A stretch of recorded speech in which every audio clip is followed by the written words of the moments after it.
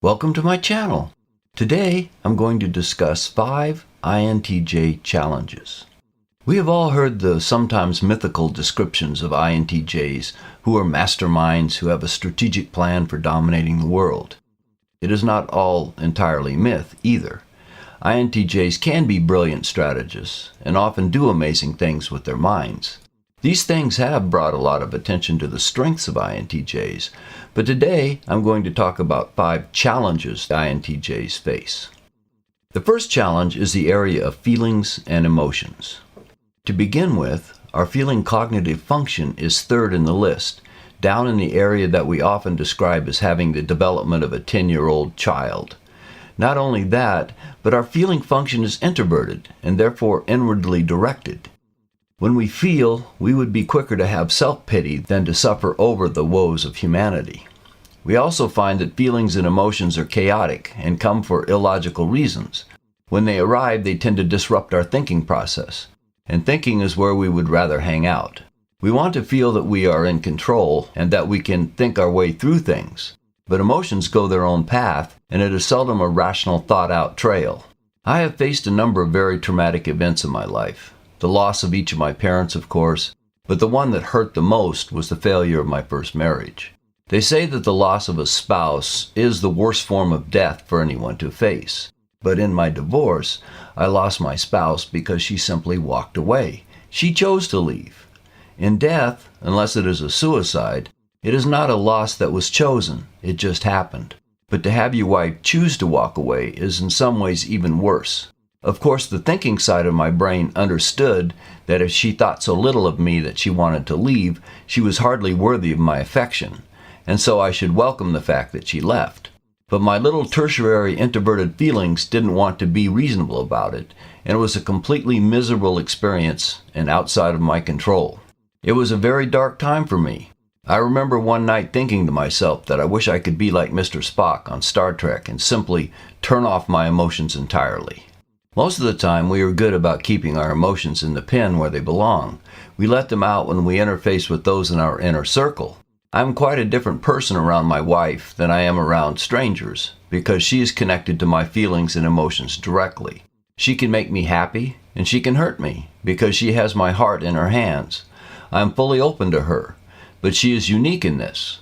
With the outside world, I connect up with the thinking side of my brain, not the emotions.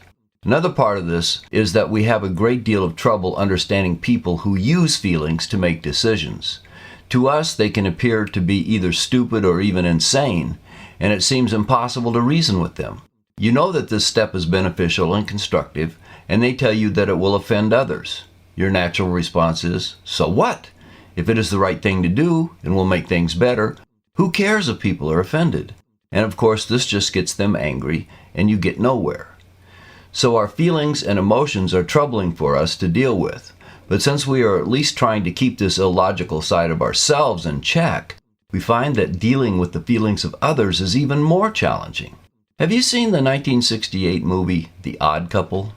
A man, Felix Unger, played by Jack Lemmon, is kicked out of his house by his wife, and he is so miserable his friends worried that he might do himself in. So, Oscar Madison, played by Walter Matthau, offers Felix his spare bedroom. Well, Felix is an uptight cleaning fanatic who loves to cook. Oscar is a slob who would rather eat takeout. After some time of sharing the apartment, Oscar finally has had enough, and there is a blow-up. Felix and Oscar end up on the roof of the building, and they are arguing. Oscar is telling Felix to get out, and at one point Felix says, "You know, I've got a good mind to really leave." Oscar at this point is so frustrated he looks up at the sky and he says, "Why doesn't he hear me? I know I'm talking. I recognize my voice." That is exactly how it hits me when I'm trying to reason with an irrational feeler. I state a specific fact or ask a specific question and I get back babble about something entirely different. I know I'm talking. I can recognize my voice, but he just doesn't hear me. The second challenge is our tendency to overanalyze things. We can immobilize ourselves as we consider all the options. We can strive for the perfect result when we need to instead act quickly. There are many times in life when we can't be sure when we decide. Time presses upon us and we have to make a choice, even when we don't have all the data yet. So we hesitate, and we can appear indecisive to others. I often confuse my ESTP wife because I take so long to decide on something. She is quick to make a decision because her extroverted sensing pulls in data quickly, and her introverted thinking tosses out what it thinks is the right choice, and she is done. Not only is she quick, she is very often right, but she is not naturally cautious, and some of her decisions can be risky. I look things over far more deeply and seek out risks and look for ways to avoid them before deciding what to do. She feels all that is unnecessary and doesn't understand why I waste all that time. Both approaches have their own merits. When a decision is relatively risk-free, her quick decision is the right way to go. But I still may drag my feet. It therefore is a weakness in those cases. I find it to be a real challenge to simply let go of my analysis and go with a quick answer. Another problem with this is that I can very seldom have all the data that I want to have before I decide. Waiting around for something that may never arrive is not productive.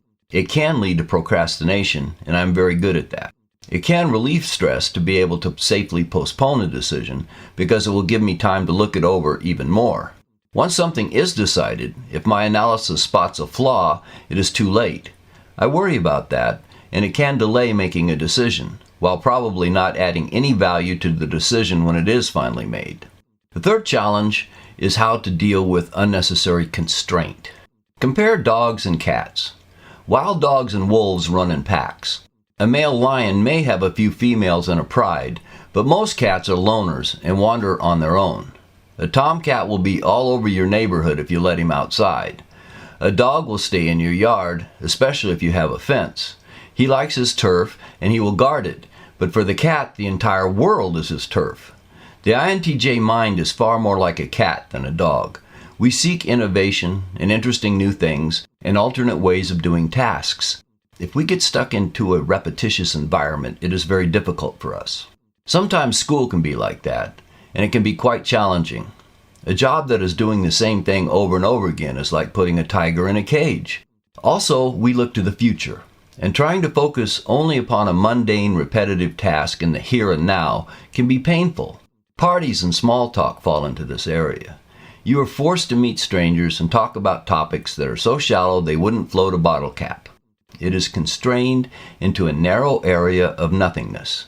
As I have gotten older, I have gotten better at moving from "pleased to meet you" to "are you familiar with artificial intelligence? What do you think the study of the human genome will do for tailoring pharmaceuticals? What are the greatest challenges to the makers of autonomous cars? How would America deal with the eruption of Yellowstone supervolcano?" And so on. If the other party has his eyes roll back into his empty head, I move on. I may be a porcupine, but even a porcupine can find a mate. I may step on a toe or two along the way, but in the end, I usually find someone who is willing to abandon small talk for something actually interesting. But when I was a little younger, I was very anxious when I was forced into a social gathering. Jobs that require no thought, but only following the rules and methods set in concrete, are extremely difficult to deal with. When I was in school, one of my least favorite punishments was to have to write the same sentence over and over again. I would write one word all the way down, and then the next word all the way down, and then I'd write out a whole line here and there, anything to get some variety into the process. Repetition was very challenging to deal with. When they forced me to write a 500 or 1,000 word theme, that was much easier. I could then do some creative work in my head. I usually didn't get into trouble for disrupting the class, but almost always it was because I didn't do something, like my homework or some project, or I ignored some stupid rule that made no sense to me. But repetition was a far tougher punishment than requiring creativity. I would happily write 1,000 words for fun, as long as they were my words. The fourth challenge is avoiding arrogance. The INTJ often spends a great deal of time reading and learning. We also think deeply about what we have read and learned. We don't just collect information, we process it. We have a fair understanding of many areas and a deep understanding of more areas than the average guy will realize. So when we talk about something, we tend to speak like an authority, because we have confidence that we are right. When dealing with stupidity and ignorance, it is far too easy for an INTJ to become sarcastic and to perhaps ridicule the uninformed opinion. Naturally, most people do not welcome this, and it is not what Dale Carnegie would have recommended as to how to win friends and influence people. The reason this is a challenge is that we don't intentionally set out to ridicule others.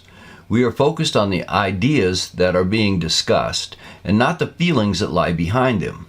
Feelings are like the stuff you have to clean off so you can see the structure beneath, like polishing the silver and removing the tarnish. We naturally move that stuff aside so we can get down to the facts and logic that are involved. Well, for some people, there is no structure at all, just their feelings. And when you push the feelings out of the way, you will laugh at the empty space that is being promoted as valuable. Since the feelings are what matter to some people, what you're doing is to insult them right where they live. It makes you appear terribly arrogant to the feeler.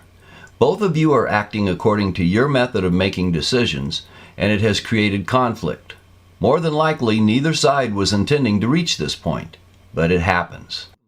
The fifth challenge is romantic relationships. This is a huge challenge. Romance is naturally based upon what we try and suppress, our feelings.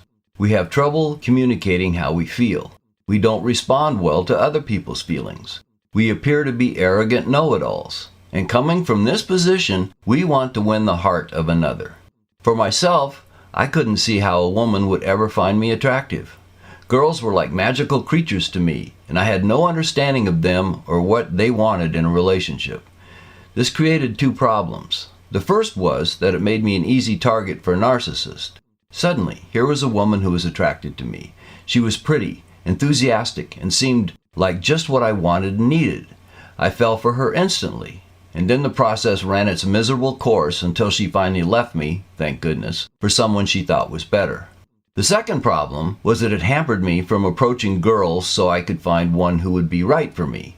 I met my wonderful wife, not by my own actions, but by pure luck. She came to my ship while I was on watch, or I never would have met her. I did nothing to search out a mate. My only contribution was to be willing to jump at the opportunity when it presented itself. Once a relationship is soundly in place, that is completely different. There is no one on earth who loves more deeply or more loyally than an INTJ. If you land an INTJ, you will never have to worry about cheating or abandoning you, as long as you remain engaged in the relationship. Once an INTJ commits, it is for life unless you chase him away. However, even in the happy zone, where everything is working, an INTJ is different. The way an INTJ shows love is to study you and to do things for you that he thinks you will enjoy. He may build something for you or create something for you, share his ideas with you, and many other things that other people might not view as romantic per se. And perhaps the most frustrating thing for most people will be the fact that while an INTJ will adore you, he will sometimes ask you to go away and give him time alone. This alone time is difficult for many people to understand. And for those, like my wife, who love to be around people, it is a hard thing to accept. But after more than 42 years of marriage, she has worked out a method, and today we enjoy the differences in each other in a fun and interesting relationship. In a way, it is hard to believe that INTJs ever land a mate. On the other hand, for anyone who wants a devoted, loving spouse, it is amazing that people don't run all the INTJs down and marry them as quickly as they can. The universe is a puzzle in many ways, and there's no area more puzzling to me than the area of romantic relationships. I feel incredibly lucky to be where I am today with such a wonderful wife. If you enjoyed the video, please hit like, and if you haven't subscribed yet, please do. I'll see you next time.